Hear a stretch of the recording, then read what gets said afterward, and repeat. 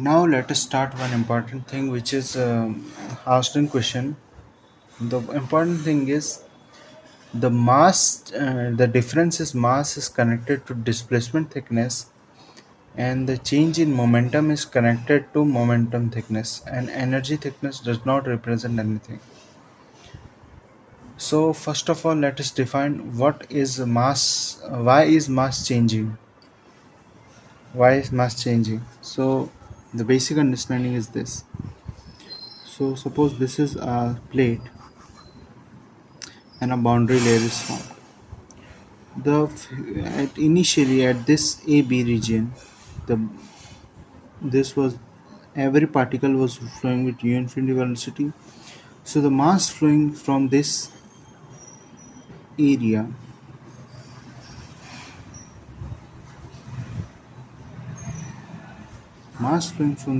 was rho into volume.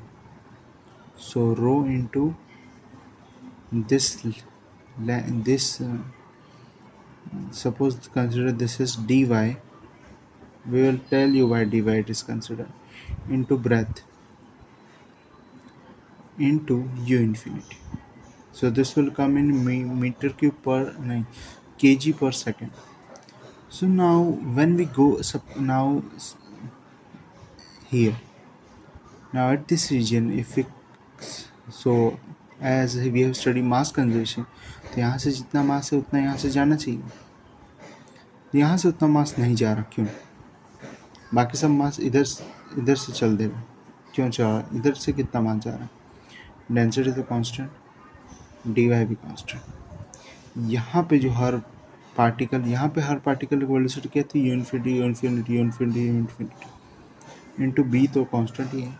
पर यहाँ जो हर पार्टिकल है उसकी वेलोसिटी यू इन्फिनिटी नहीं, उसकी हर वेलोसिटी यहाँ पे 0 है, यहाँ पे जाके यू इन्फिनिटी, तो u है. And u is less than you infinity eight always. u is less than you infinity, जिसकी वजह से यहाँ से जितना मास आ रहा था उतना इसी के पैरेलल में नहीं जा रहा है, बाकी सब यहाँ से चल देता है. So this is how displacement thickness is found.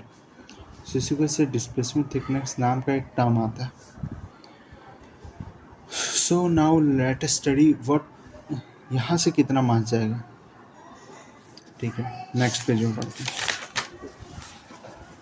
तो यहाँ से जितना मास जाएगा, समझो ये था ये लेयर और ये लेयर, देखो दोनों की लेयर की लेंथ सेम ही लेना ना. अगर इसको डेल्टा लिया है, ये डेल्टा ही होता है, डेल्टा लिया है तो ये भी लेंथ डेल्टा हो जाएगी. डेल्टा समझ रहे हो ना, क्यों डेल्टा हो जाएगी? हाँ, तो चेंज इन मास आता है rho B U infinity delta star displacement thickness. Yes, this is of course valid. हाँ, यही क्वेश्चन है. यहाँ से b आएगा. यहाँ सोच रहे होंगे कि ये क्यों नहीं आया. ये जो है ये टर्म डेल्टा स्टार में dy के फॉर्म में आता है, जिसको फिर 0 से डेल्टा तक इंटीग्रेट किया जाता है, फिर ये डेल्टा स्टार का टर्म आता है. तो ये जो लेंथ थी, मतलब ये एरिया के लिए b इंटू ये चाहिए ना, हाइट, तो ये जो हाइट थी वो इसके अंदर कंसिडर हो चुकी है. तो चेंज इन मास आता है, मतलब mass flowing from, let's draw in 3D. This is the plate and this is the that is flowing. So water will come from here. Some of the water will go from here and some will go from here. The water that will go from here, this region, suppose consider this BC, will be this. Delta m is equal to rho b u infinity delta star displacement thickness, and displacement thickness is a function of delta. So it will of course depend on delta is displacement, delta is boundary layer thickness. मतलब ये fixed value, boundary layer किसी x पे एक fixed value है, तो इससे पता चल रहा है. ये नहीं, ये इम्पोर्टेंट नहीं है, ये देखो। डिस्प्लेसमेंट थिकनेस का फॉर्मूला है 0 से delta 1 minus u by u infinity d y. Direct याद रखना पड़ेगा। Suppose if it ask what is displacement thickness, and displacement thickness is a function of x, क्योंकि ये लास्ट में जो भी है डेल्टा का टर्म आएगा और डेल्टा खुद एक फंक्शन ऑफ एक्स है, इसलिए डेल्टा स्टार जो है वो भी एक फंक्शन ऑफ एक्स होगा। Generally delta star is equal to delta by 3 for laminar flow और delta star is equal to delta by 8 for turbulent flow. Now is the second point. As we just now said that momentum thickness बताती है change in momentum के बारे में।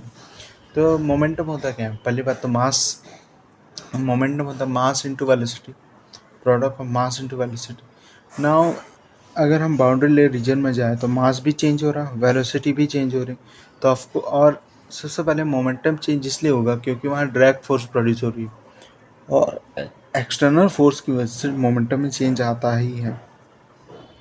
So what is the amount of momentum change between two surfaces, between two, वो समझ लो यहाँ से पानी जा रहा था जिसका कुछ मोमेंट होगा एम, इसी के पैरेलल में, इसी की हाइट में, मतलब ये समझ लो यहाँ तक लेना पड़ेगा, बाउंड्री लेयर तक लेना पड़ेगा, तो यहाँ से जितना जाएगा उसका कुछ अलग मोमेंट होगा। तो चेंज इन मोमेंट आता है delta b delta star theta, ये आता है। और हाँ, अभी भी इसकी जो हाइट है वो इसके अंदर कंसिडर हो जाती है, इससे ब्रेथ ऑफ प्लेट आएगा, ब्रेथ ऑफ प्लेट आएगा इसके अंदर, ब्रेथ ऑफ प्लेट। तो अभी भी इसकी जो वो वाई वाली है वो कंसिडर हाइट है जो इसके अंदर कंसिडर हो गई।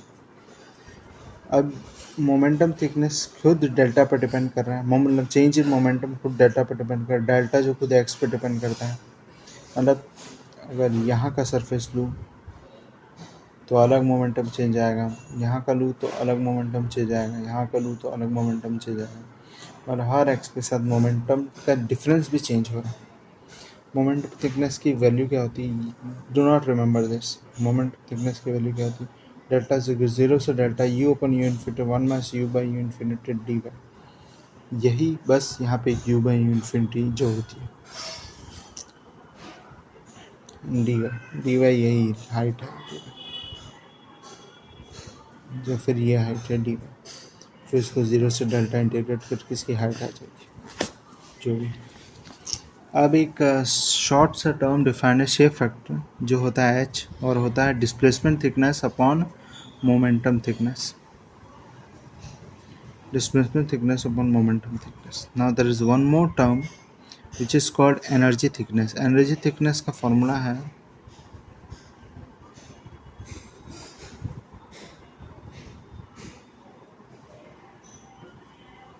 ये, बस मतलब हर स्टेप में यू तो यही करना चाहते हैं कि momentum energy thickness represents nothing. जैसे मोमेंटम थिकनेस मोमेंटम के चेंज को कुछ रिप्रेजेंट कर रहा था, डिस्प्लेसमेंट थिकनेस मास के चेंज को रिप्रेजेंट कर रहा था, वैसे ही energy thickness represents nothing. Now the important thing is X. जहाँ भी टर्म्स में एक्स दिखे, X is always measure from leading edge and Y is measure from plate. X जो है वो लीडिंग प्लेट्स मतलब लीडिंग पॉइंट से मेजर होगा और वाई जो होगा प्लेट से मेजर होगा। So yes,